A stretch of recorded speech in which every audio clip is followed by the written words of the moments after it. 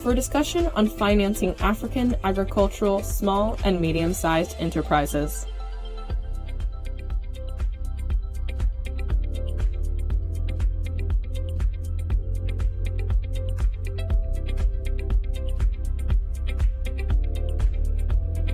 Great to see you both. Good afternoon. And build on the conversation that we just had about the how.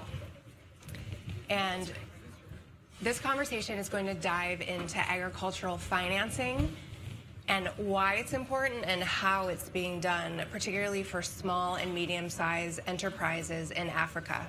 Yeah. This is incredibly important as to the why, because agricultural SMEs in Africa are the largest employer and truly an economic lifeline across the continent and for families, for communities, regions, and the continent as a whole. Yet, they are incredibly underfunded and lack the financing that's needed to scale. And I know at USAID, you have estimated that there's about $100 billion gap in the demand for financing that's there, but isn't yet filled. And it's exciting to be with you here today because I know this is, or at least this week, is a bit of an anniversary of sorts.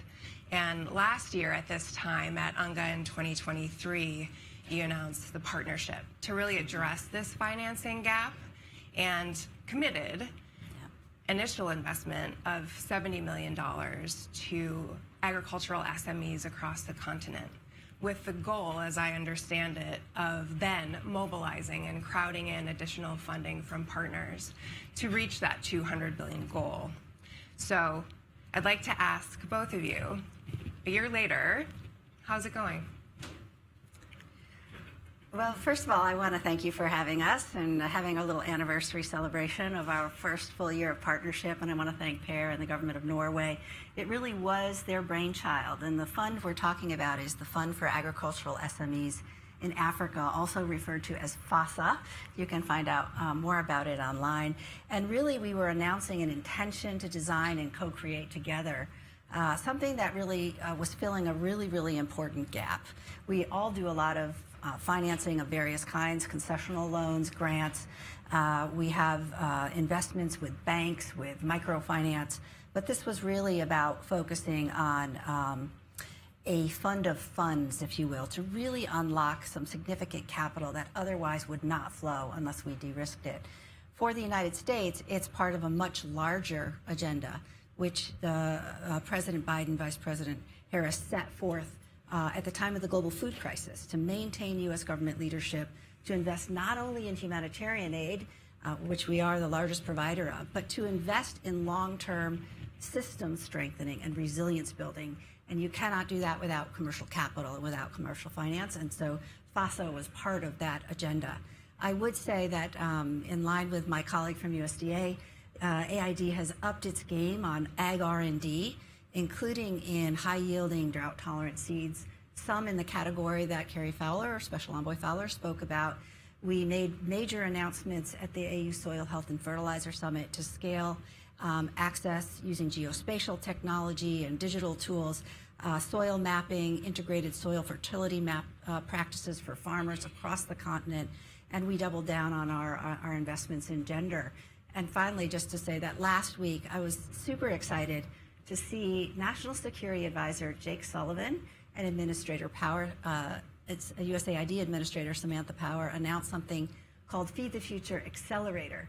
Feed the Future is our global hunger initiative, and they were announcing that we were going to be doubling down on investments in Southern Africa in order to really accelerate the development of a regional breadbasket so sorely needed as we saw during the global food crisis, and building on the Lobito Railway corridor and the advancement of transportation. But none of that work works unless the backbone of the industry, the small and medium enterprises, are functioning. They're the ones who get the seeds out. They're the ones who do the offtake, the transportation, the storage. 95% of smallholders rely on them, and FASA is working to address that issue. Great. And thank you for characterizing that in what is a much broader portfolio of efforts that USAID is undertaking. And this is a very critical component of that, but certainly not the only one. And thank you for providing a little bit of that landscape and the context for which, this focus and this financing is positioned.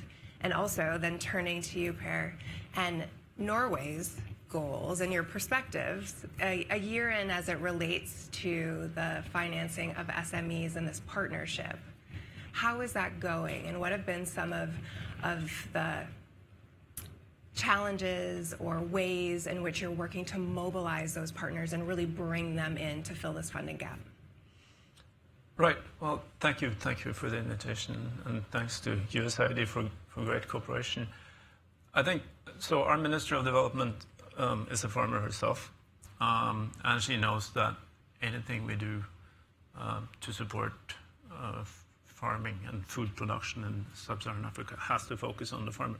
However, of course, our funding is quite scarce, the concessional funding. So how to apply it in a way that leverages the greatest possible extent of other sources of finance to reach the greatest number of farmers.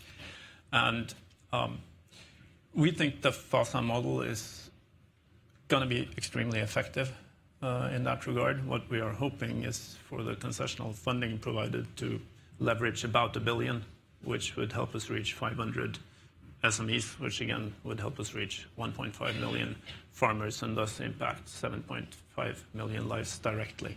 So that's leverage. And the way we do that is by putting the concessional funding into FASA, which then again invests in local funds that know their markets, know their SMEs, know their geographies, and are thus the best positioned to estimate risks and make wise investments, which then in turn flows through the SMEs and down to the farmers. And Dina was very eloquent on the importance of SMEs to farmers. So we think this approach is basically the best way to reach the greatest possible farmers with funding, market access, and inputs. We are building the partnership step by step. So you asked about progress. We have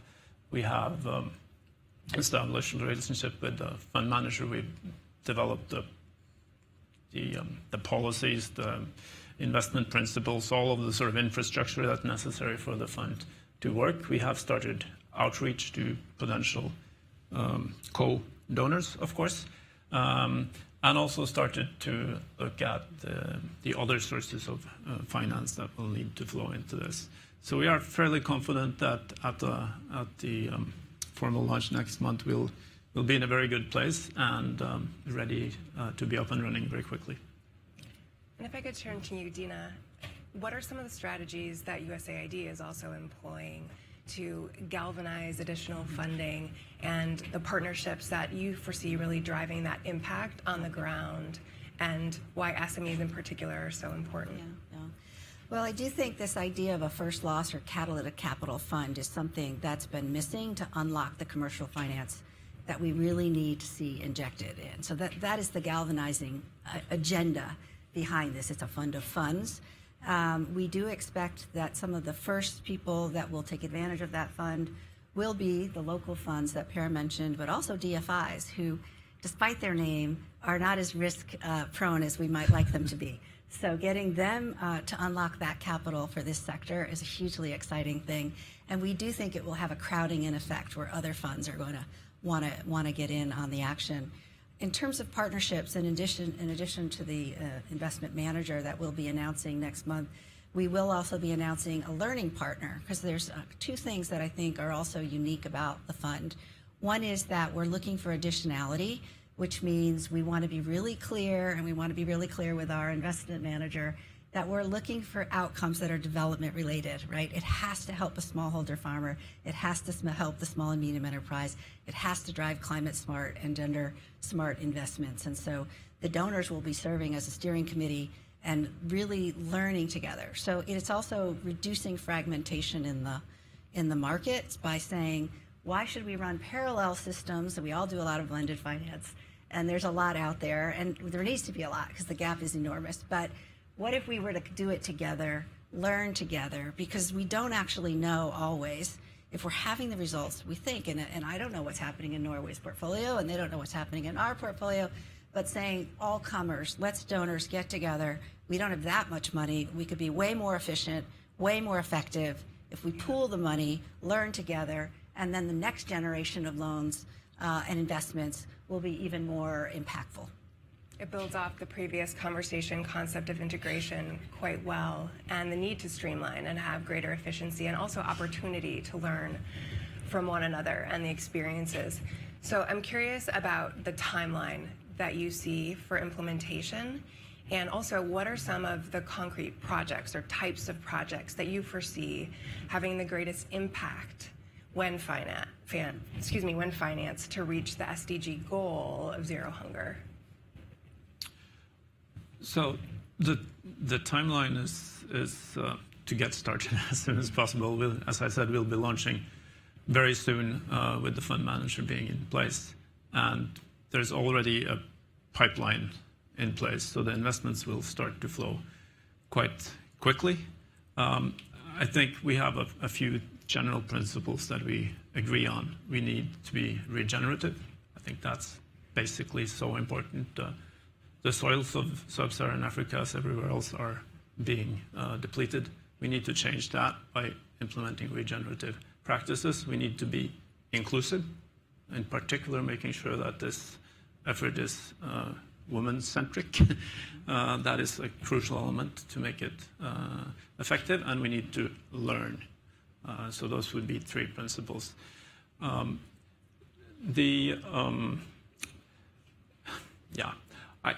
I would say that getting started and starting to show concrete projects happening on the ground is the key pointer, because we are quite confident, and I couldn't agree more on the point of pooling our money and working together, but we are quite confident that this will work.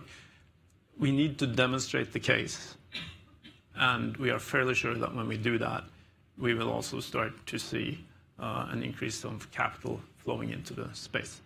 Because we do know that investing in agriculture, investing in smallholder farmers is probably one of the absolute most effective things we can do to reach all the SDGs.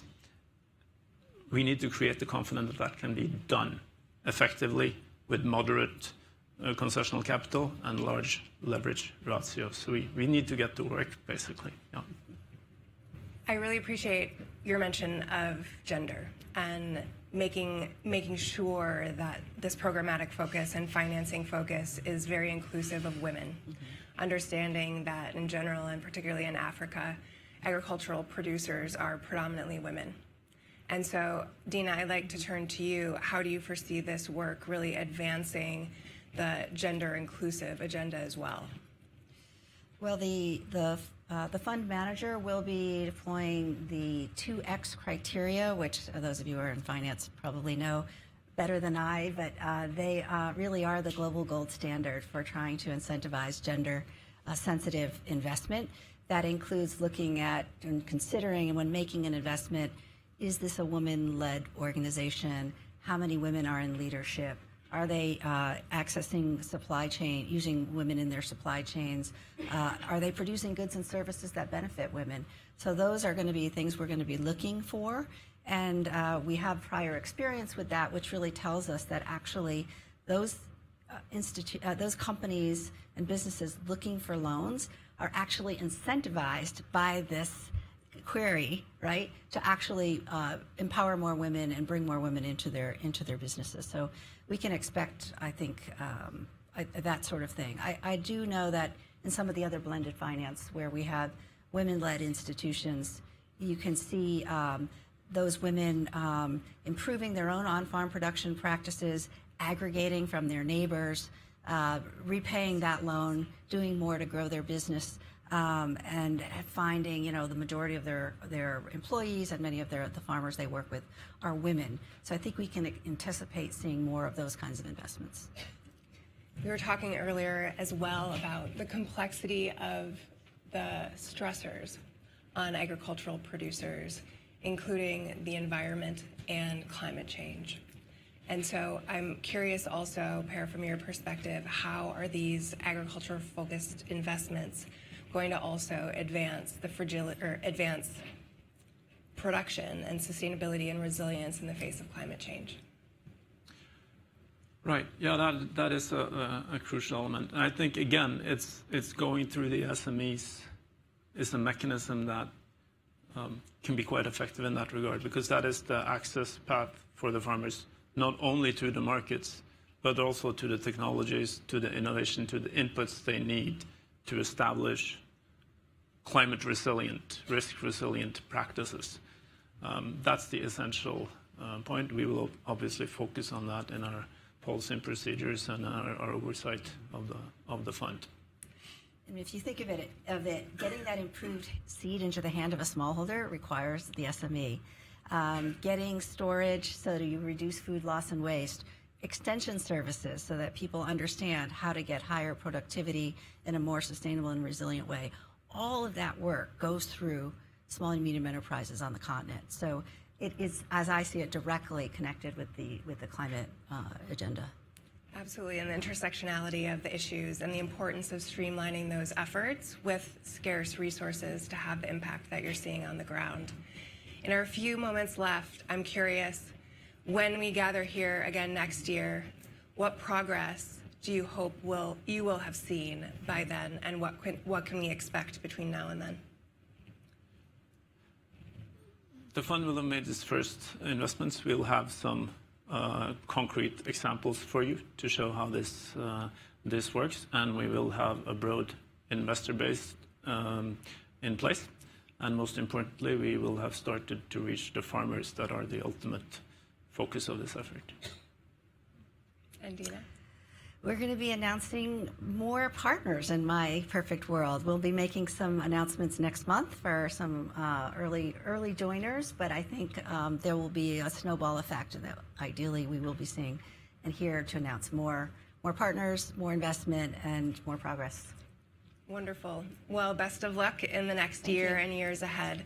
Thank you for joining us today, and we look forward to following your work in the next year.